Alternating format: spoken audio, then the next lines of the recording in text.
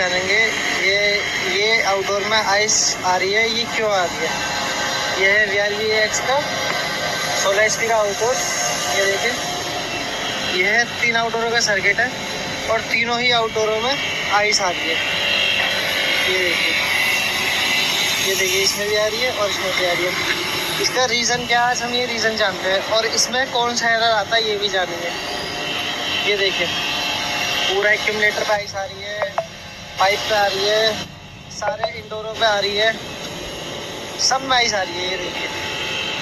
ये देखिए ये रीज़न होता है, कई रीज़नों से आती है ये आइस और इसमें एरर आता है F4।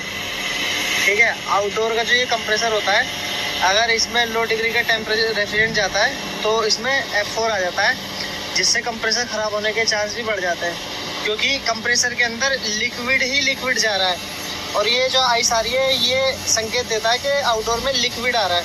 ठीक है ना, ये इसकी पहचान होती है।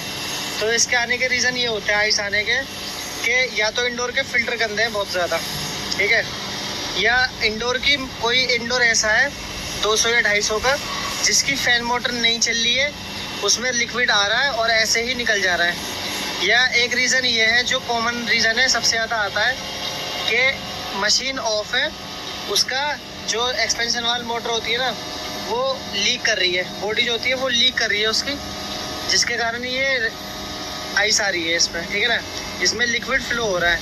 अब हम जानेंगे कि वो किस तरीके से फ्लो होता है और इसको हम ठीक कैसे कर सकते हैं, और ये भी जानेंगे कि हम कैसे पता करेंगे कि इंडोर के जो रूम का कूलिंग कॉइल होती है उसको कैसे चेक करेंगे बिना खोले कि ये लीक कर रही है या नहीं कर रही है, उसकी पहचान बताएंगे वो। अब हम आ गए रिमोट पे। अब हमें चेक करना है कि कौन सा इंडोर का एक्सपेंशन वाल लीक कर रहा है, कूलिंग कॉइल में रेफ्रिजरेंट फ्लो हो रहा है बिना इवोपरेशन हुए, तो वो हम कैसे चेक करेंगे। तो जैसे अभी हमने ये मशीन कूलिंग मोड पे कर दी है, तो हम देखेंगे सबसे पहले कि कितने डिग्री का लिक्विड आ रहा है। 708 रिजर्व करके 50 पे और 41 पे 02 की वैल्यू चेक करेंगे कि क्या वैल्यू आ रही है। अब 40 पे ये हमने कर दिया 41 और ये वैल्यू आ रही है हमारी 4 डिग्री सेल्सियस। अब हमें क्या करना है चेक करने के लिए कि एक्सपेंशन वाल ठीक है खराब है, इस कूलिंग मोड को हमें कर देना है फैन मोड पे। अब अगर इसका एक्सपेंशन वाल ठीक होएगा तो फैन मोड पे एक्सपेंशन वाल मोटर जो है वो उसको बॉडी को बंद कर देगी और रेफ्रिजरेंट इस कूलिंग कॉइल के अंदर नहीं आना चाहिए।